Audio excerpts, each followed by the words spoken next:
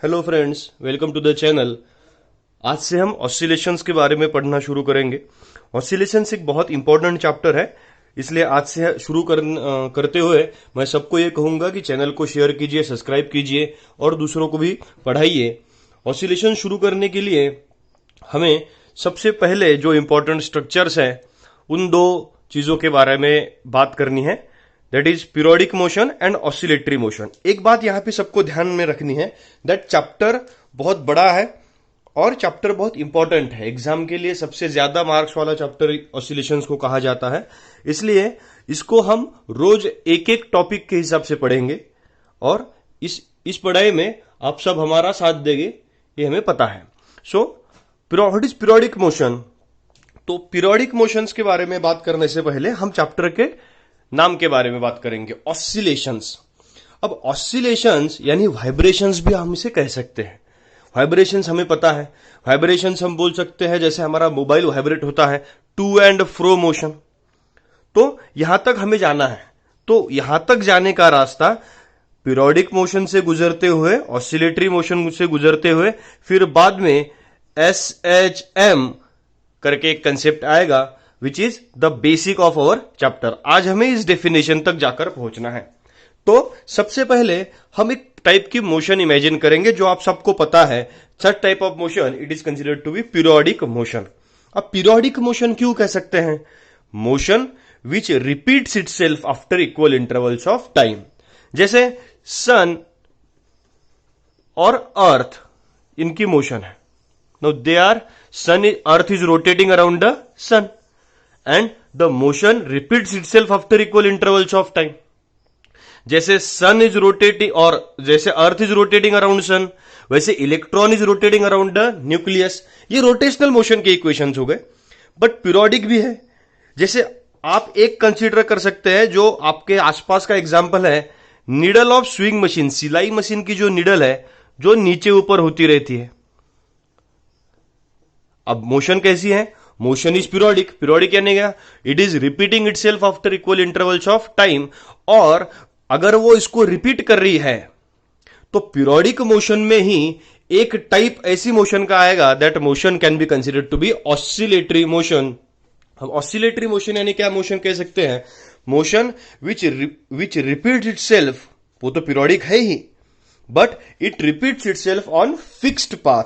यानी जैसे ये हमारे पास एक पाथ फिक्स है, suppose this is our point A, इसे हम पॉइंट ए कह देंगे, और this is our point B. और पार्टिकल अगर ए से निकल के बी तक जा रहा है, बी से निकल के ए तक जा रहा है, ए से फिर बी तक जाएगा, बी से फिर ए तक जाएगा, ए से फिर बी तक जाएगा, बी से फिर ए तक जाएगा, तो क्या हो रहा है? मोशन इज पीरियोडिक, ठीक है, पता है motion is periodic, motion is repeating itself after equal intervals of time. But दूसरा इसमें earth is not oscillatory motion because it is not rotating on fixed path, और it is rotating on a fixed path, but between fixed path नहीं है, जाके वापस नहीं आ रही है। मोशन इज कंटिन्यूअस, अर्थ की जो मोशन है that motion is continuous. But यहां पे वाइब्रेटरी मोशन क्या कर रहा है? जैसे निडल की मोशन है, निडल नीचे जा रही है, फिर से वही पाथ पे ऊपर आ रही है। निडल फिर नीचे जाएगी, निडल फिर से ऊपर आएगी, निडल नीचे जाएगी, ऊपर आएगी। यहां पे A to B, B to A to B. अगर यहां पे हम एक सेंटर पोजीशन कह लेंगे, सेंटर को हम अब मीन कहेंगे, सेंटर सर्कल का होता है, तो हम पाथ का कंसीडर करेंगे मीन। तो हम क्या कहेंगे कि ए से बी तक गया, बी से फिर ए तक आया, ए से फिर बी तक गया, बी से फिर ए तक आया, और अराउंड मीन पोजीशन ओ हमने क्या परफॉर्म किया? ऑसिलेटरी मोशन परफॉर्म किया। ये दो डेफिनेशन हमारे एग्जाम के लिए नहीं है, ये हमें बस पढ़ने हैं, हमें पता होने चाहिए दैट पीरियोडिक मोशन कौन सी है? Repeats itself after equal intervals of time. And oscillatory motion कौन सी है? Motion which repeats on which type of path? That it is a fixed path, that motion takes place on fixed path only, that is called as oscillatory motion. अब यहां से हमारे पास बहुत important structure आने वाला है आगे का, that will be considered to be simple harmonic motion, और ये हमारा चैप्टर है। अब इस पे हमें डिस्कस करनी है, ये दो डेफिनेशन, ये दो कंसेप्ट बस हमें याद रखने हैं। अब इस डेफिनेशन की तरफ हम जाएंगे। सो अब इधर देखिए, this is our experiment of understanding simple harmonic motion. हम कर क्या रहे हैं? देखिए, एक स्प्रिंग लिया था और एक ब्लॉक उसको अटैच कर लिया है। अब डायग्राम हम अच्छे से देखेंगे। ये स्प्रिंग है, इसको ब्लॉक अटैच कर लिया है। अब ब्लॉक अटैच करने के बाद में मैंने क्या किया था, ब्लॉक को बाहर की तरफ खींचा था। ब्लॉक जब बाहर की तरफ खींचा गया था तो एक्स यानी डिस्प्लेसमेंट, अब हम लेबल करने के लिए ये ऊपर का अंडरस्टैंडिंग एसएचएम ये रब कर देते हैं और यहां पे जो हमारे कंडीशन है वो लिख लेंगे। Let us consider x, it is the displacement from x is the displacement from mean position। अब हमने जब उसको बाहर की तरफ खींच लिया तब डिस्प्लेसमेंट हो गई। अब आप कहेंगे व्हाट इज दिस f, और वो डिस्प्लेसमेंट के अगेंस्ट क्यों जा रहा है? f तो फोर्स है, जिधर डिस्प्लेसमेंट है उधर ही हम क्या अप्लाई करते हैं, फोर्स अप्लाई करते हैं। तो हमारा जो है ये f है, ये बहुत इंपॉर्टेंट स्ट्रक्चर है। जैसे मैं यहां पे देख लूं, suppose this is my skin. अब मैं यहां पे क्या करता हूं, मैं इस पे एक फोर्स अप्लाई करता हूं। दो my this hand, my right hand is applying certain amount of force. अब ये जो मेरा राइट हैंड का फोर्स है, ये फोर्स हो गया डिफॉर्मिंग फोर्स, जो बॉडी का शेप चेंज कर रहा है।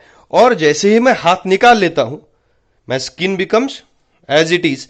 दैट अंदर से एक फोर्स अप्लाई हो रहा था, that force can be represented as, जैसे मैं यहां पे लिख सकता हूं, हमारा यहां का एफ क्या है, it is called as internal restoring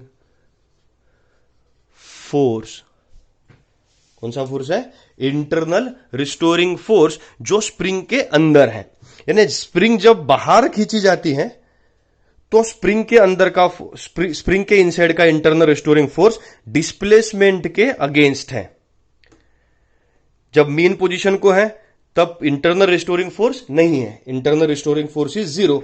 और जब छोड़ देता हूं तो स्प्रिंग अंदर की तरफ जाती है, यानी मीन पोजीशन से डिस्प्लेसमेंट अंदर है और इंटरनल रिस्टोरिंग फोर्स बाहर है। So here we can conclude that internal restoring force and displacement from mean position, उन दोनों की डायरेक्शन हमेशा कौन सी रहेगी? अपोजिट ही रहेगी। Displacement from mean position and internal restoring force, they are always oppositely directed. और हम यहां पे लिखते हैं F is directly proportional to minus x. Why minus x? Minus x, they are oppositely directed and directly proportional क्यों? Because जितनी displacement है उतना ही internal restoring force है।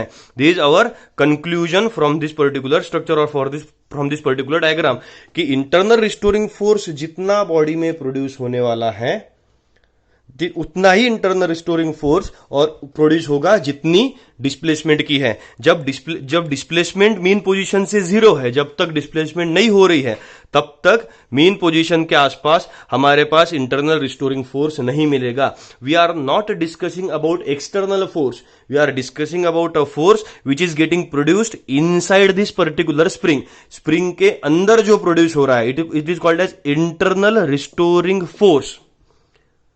Getting it? And F is directly proportional to क्या लिख सकते हैं? minus x, where x is the displacement from mean position and F it is internal restoring force। ये हमारी SHM की डेफिनेशन है। तो अगर SHM की ये डेफिनेशन अगर है तो इसे हम लिखेंगे कैसे? तो हम इजीली लिख सकते हैं SHM यानी क्या? F क्या हो सकता है? F is internal restoring force, x it is displacement from mean position. So हम अगर मैथमेटिकली इसको पढ़ेंगे तो क्या पढ़ेंगे? Internal restoring force is directly proportional to displacement from mean position and both are oppositely directed.